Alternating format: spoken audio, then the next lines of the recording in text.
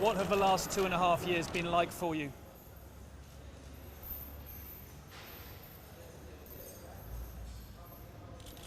Why do the Americans want you so badly? Go and ask them.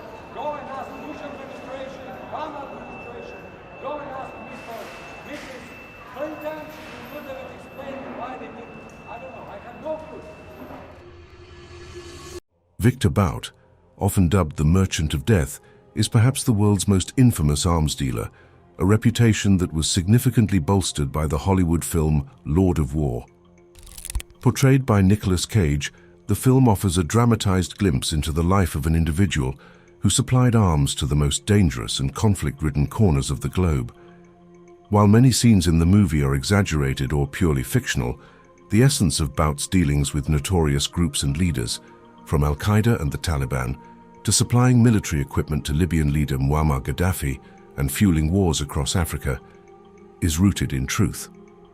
This video aims to dissect the life of VIKTOR BOUT, exploring his journey into the arms trade, his influence on global conflicts, and the complex web of perceptions surrounding his actions, culminating in his eventual capture.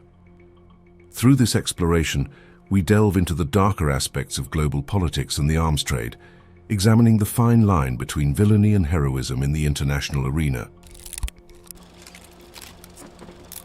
VIKTOR Bout's journey from a Soviet military translator to the world's most notorious arms dealer is a tale of ambition, opportunism, and the shadows of post-Cold War chaos. Born in Dushanbe, Tajik SSR, Soviet Union in 1967, Bout's early life seemed unremarkable. His academic prowess led him to the Military Institute of Foreign Languages in Moscow, a prestigious institution where he honed his skills in multiple languages, an asset that would later prove invaluable in the illicit arms trade. The dissolution of the Soviet Union provided the perfect storm for Bout's entry into the world of international arms dealing. The collapse left vast stockpiles of Soviet military hardware unsecured and available, while newly independent states and internal conflicts created a demand for weapons. Bout, leveraging his military connections and linguistic skills, began his career ostensibly as a translator and logistics operator. However, his business quickly morphed into a far more lucrative and dangerous endeavor: arms trafficking. Bout's transition from a legitimate businessperson to an international arms dealer was not overnight. Initially, he was involved in the air transport sector, utilizing his knowledge of the aviation industry to start a cargo business. This business served as a front for his burgeoning arms trade, exploiting the chaos of the post-Soviet landscape.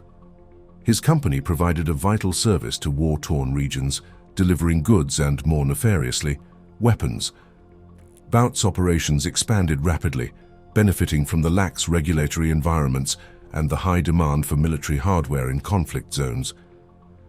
His network spread across continents, utilizing a fleet of cargo planes to transport arms to Africa, the Middle East, and beyond.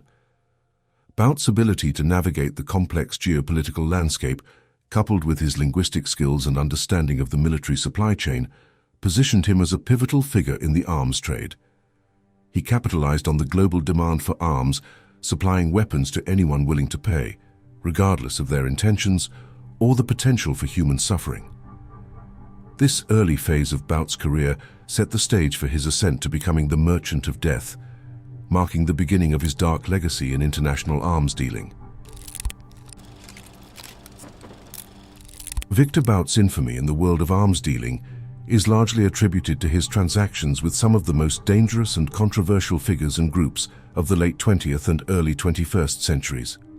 His clientele included a who's who of global pariahs, from Al-Qaeda and the Taliban to dictators like Muammar Gaddafi, and factions involved in nearly every major African conflict over the last few decades. Bout's operations were not just transactions, they were pivotal interventions that often sustained and escalated conflicts around the globe. Bout's dealings with these groups in the late 1990s and early 2000s are among the most notorious. By supplying weapons to both Al-Qaeda and the Taliban, he indirectly fueled the fire of global terrorism and the conflicts in Afghanistan. These transactions included not just small arms, but more sophisticated weaponry, potentially including man-portable air defense systems, MANPADS, which posed a significant threat to military and civilian aircraft. In the years leading up to the Libyan civil war, Bout supplied arms to Muammar Gaddafi's regime. As Libya descended into conflict, these weapons were used to oppress the Libyan people and engage in a brutal crackdown on dissent. Bout's role in arming Gaddafi's regime demonstrated his willingness to profit from human suffering and political repression. Perhaps nowhere was Bout's impact more acutely felt than in Africa, where his weapons fueled some of the continent's most devastating conflicts, from Sierra Leone and Liberia to the Democratic Republic of Congo. His arms enabled warlords and dictators to commit atrocities, contributing to the deaths and displacement of millions. The ease with which Bout's network supplied arms to these regions exacerbated conflicts and undermined international peace efforts. Bout's operations were characterized by a sophisticated understanding of global logistics and a profound indifference to the consequences of his trade. Utilizing a fleet of cargo planes, fake end-user certificates, and a web of shell companies, he managed to navigate the murky waters of international law, often staying one step ahead of embargoes and regulations. The human cost of Bout's activities is immeasurable. His weapons have been used in coups, civil wars, and acts of terrorism, leading to untold suffering. The title Merchant of Death is apt, not just for the volume of arms he traded, but for the impact those arms had on the world stage. Bout's legacy vividly highlights the sinister aspects of globalization, demonstrating how the unrestricted movement of commodities can encompass instruments of conflict, and the pursuit of profit can take precedence over the value of human life and dignity. The 2005 film Lord of War significantly shaped the public's perception of Viktor Bout, blending fact and fiction to tell the story of an international arms dealer's rise and fall. While Nicolas Cage's character, Yuri Orlov, is not a direct portrayal of Bout, the parallels between Orlov's fictional exploits and Bout's real-life activities are unmistakable. The film, through its dramatic narrative and gripping performances, brought the shadowy world of arms dealing into mainstream consciousness, highlighting the moral ambiguities and human costs associated with the trade. Lord of War takes considerable artistic license, dramatizing certain aspects of the arms trade for cinematic effect. However, it also mirrors the reality of Bout's operations in several key respects, such as the smuggling of weapons into conflict zones, the exploitation of legal loopholes, and dealings with despotic regimes. The film's depiction of the protagonist's morally ambiguous justification for his actions reflects the complex ethical considerations of arms dealing, where profit often outweighs human consequences. The film sparked a renewed interest in the figure of Viktor Bout and the global arms trade, raising awareness about the ease with which arms can flow into conflict zones, fueling violence and suffering. For many viewers, Lord of War served as an introduction to the concept of a merchant of death, an individual whose business dealings directly impact global peace and security. It challenged audiences to consider the ethical implications of arms dealing and the international community's role in facilitating or combating this trade. While Lord of War was praised for its engaging storytelling and thought-provoking themes, it also faced criticism for potentially glamorizing the life of an arms dealer. Some argued that the film's focus on Yuri Orlov's cunning and success might overshadow the devastating impact of his trade on countless lives. Despite these critiques, Lord of War succeeded in sparking dialogue about the international arms trade, the responsibility of governments and individuals in perpetuating conflict, and the moral dilemmas faced by those involved in the trade. In the years following the release of Lord of War, Viktor Bout's notoriety continued to grow, with the film playing a significant role in shaping his public image. This portrayal contributed to a broader understanding of the complexities and consequences of the international arms trade, emphasizing the need for greater regulation and accountability to prevent arms from exacerbating global conflicts. The moniker Merchant of Death is not merely a sensationalist label, but a graphic reminder of the human cost directly attributed to Viktor Bout's career in arms dealing. His transactions have facilitated widespread violence and suffering, with consequences that have rippled across continents and generations. This section delves into the profound impact of Bout's activities, exploring how his legacy is measured not in profits, but in human lives lost and communities devastated. Bout's arms found their way into some of the most violent conflicts around the world, from the wars in Afghanistan and Liberia to the upheavals in the Democratic Republic of Congo. These weapons enabled warlords, dictators, and terrorist organizations to perpetuate their reigns of terror, committing atrocities against civilian populations. The arms supplied by Bout have been used to massacre, to displace, and to oppress, contributing to cycles of violence that in some regions persist to this day. The true victims of Bout's trade are the countless civilians caught in the crossfire of conflicts fueled by his weapons. Families have been torn apart, communities destroyed, and entire generations left to grapple with the consequences of warfare. The proliferation of small arms and light weapons in civilian areas has led to a surge in violent crime and instability, further exacerbating the suffering of those already burdened by conflict. While he amassed wealth and notoriety, the cost of his actions has been borne by the most vulnerable. The title, Merchant of Death, encapsulates the profound moral bankruptcy of profiting from the trade of instruments designed to kill and maim. It raises critical questions about the international community's ability to regulate and control the arms trade, highlighting the gaps and weaknesses in global efforts to prevent arms from fueling human rights abuses and violence. Bout's case underscores the ethical and moral dilemmas inherent in the arms trade. It challenges us to consider the responsibility of individuals and states in preventing the flow of weapons into conflict zones. The ease with which Bout operated reveals disturbing truths about the global demand for arms and the extent to which economic interests often overshadow considerations of human welfare and peace. In reflecting on the Merchant of Death, we are compelled to confront the broader implications of the arms trade on global security, human rights, and ethical governance. Viktor Bout's story is a cautionary tale, serving as a powerful reminder of the devastating impact that individuals can have when they choose profit over people, and of the collective responsibility to safeguard humanity from the scourges of war and violence. In the West, particularly in the United States, Bout is largely viewed as a nefarious figure, a merchant of death whose actions have caused untold suffering. Conversely, in Russia and among some of his supporters, Bout is seen as a victim of geopolitical maneuvering, an entrepreneur caught in the crossfire of international diplomacy. This duality reflects not only the multifaceted nature of Bout's life, but also the broader tensions that define global politics. In American law enforcement and media circles, Viktor Bout was portrayed as one of the world's most dangerous men, second only to figures like Osama bin Laden in the years following the 9/11 attacks. His arrest and subsequent trial were heralded as a significant victory in the fight against global arms trafficking and terrorism. The US government's pursuit of Bout was relentless and driven by a desire to dismantle his network, which was believed to be facilitating violence and instability worldwide. The narrative in the US emphasized Bout's role in arming terrorists and rogue states, painting him as a villain who prioritized profit over peace and human life.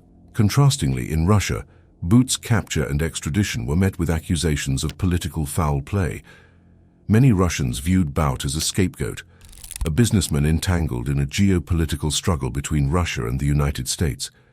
This perception was fueled by statements from Russian officials who criticized the US legal proceedings against Bout as unjust and politically motivated. In this narrative, Bout is portrayed not as a global arms trafficker, but as an innocent victim of an overzealous American political agenda aimed at undermining Russia and its citizens. The divergent views on Viktor Bout are indicative of the powerful role media and politics play in shaping public perception. The narratives constructed around Bout serve various interests, reflecting broader geopolitical dynamics and national sentiments. In the West, Bout's story underscores the global fight against terrorism and arms trafficking, while in Russia, it highlights themes of national sovereignty and the perceived injustices of the international legal system. Reconciling the contrasting images of Bout as both a villain and a victim is challenging. It requires a nuanced understanding of international law, the realities of the global arms trade, and the intricacies of geopolitical relations. Bout's case raises important questions about the nature of justice, the politicization of legal processes, and the extent to which individuals are caught in the broader currents of global politics. The dual image of Viktor Bout serves as a mirror reflecting the complexities of the modern world, where truth is often contingent on perspective and justice is intertwined with political interests. His story is a reminder of the delicate balance between national security and personal freedom, the ethical implications of arms dealing, and the ongoing struggle for moral clarity in international affairs. The pursuit and eventual capture of Victor Bout reads like a script from a high-stakes espionage thriller involving international law enforcement agencies, undercover operations, and global diplomacy.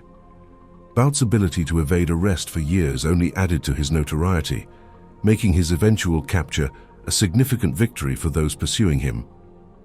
This section explores the intricate dance between Bout and the international community that led to his dramatic arrest. For years, Victor Bout was a ghost, slipping through the fingers of international law enforcement with a combination of savvy, luck, and the occasional complicity of certain states. The United Nations and various governments had imposed sanctions and travel bans, yet Bout continued to operate his networks, exploiting the patchwork of international regulations and the difficulties inherent in cross-border law enforcement. His operations were sophisticated and global, requiring a coordinated and equally sophisticated response. The breakthrough came in 2008, when the United States Drug Enforcement Administration, DEA, orchestrated a sting operation that would ultimately lead to Bout's arrest. Undercover agents posed as representatives of the Revolutionary Armed Forces of Colombia, FARC, a designated terrorist organization seeking to purchase arms, including surface-to-air missiles. Bout was lured into a meeting in Bangkok, Thailand, under the pretense of finalizing this deal. The operation was the culmination of a meticulous investigation, leveraging intelligence from multiple countries and navigating complex legal jurisdictions.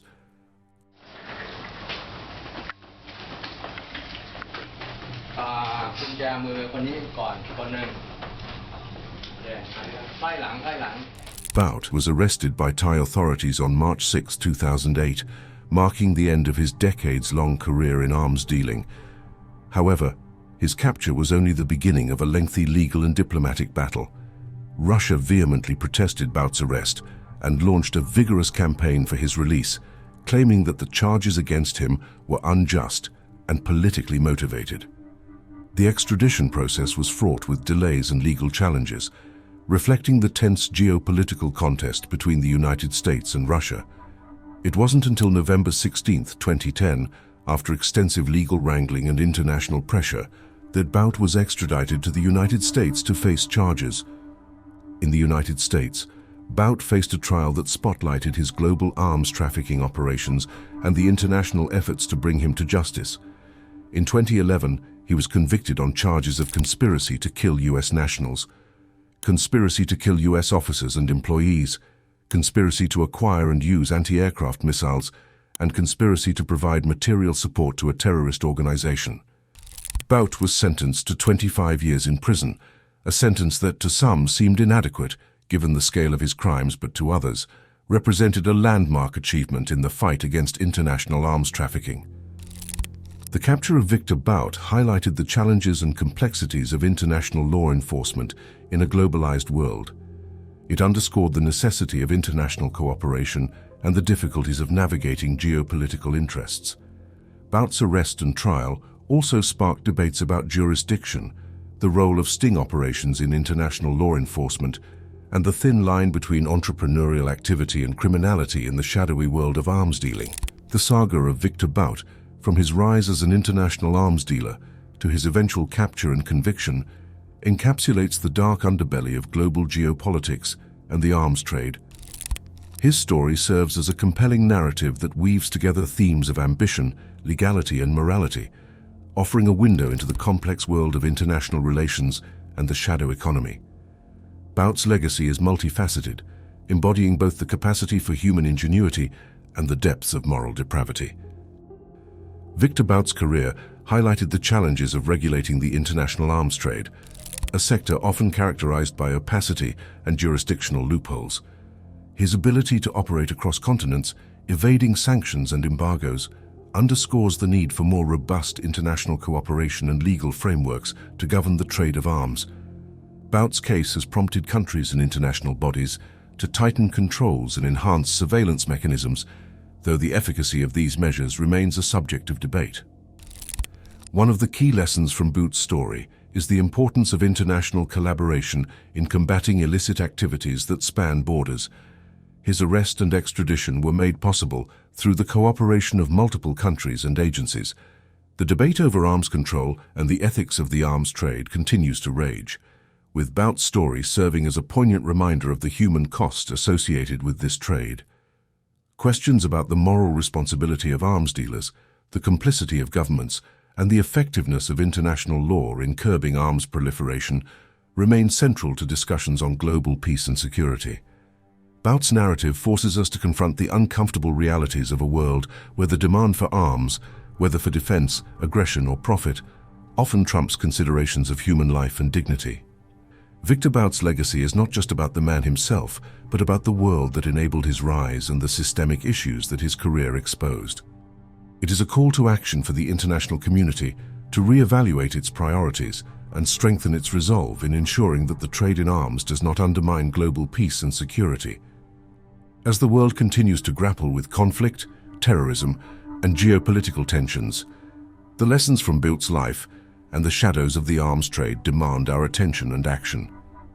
In reflecting on the story of Viktor Bout, we are reminded of the ongoing struggle between the forces of order and chaos, between the pursuit of profit and the preservation of peace. His story is a testament to the complexities of the modern world, where the lines between right and wrong are often blurred, and where the pursuit of justice requires unwavering diligence, cooperation, and a commitment to ethical principles. As we move forward, the legacy of the Merchant of Death challenges us to envision a world where commerce serves humanity, not the other way around.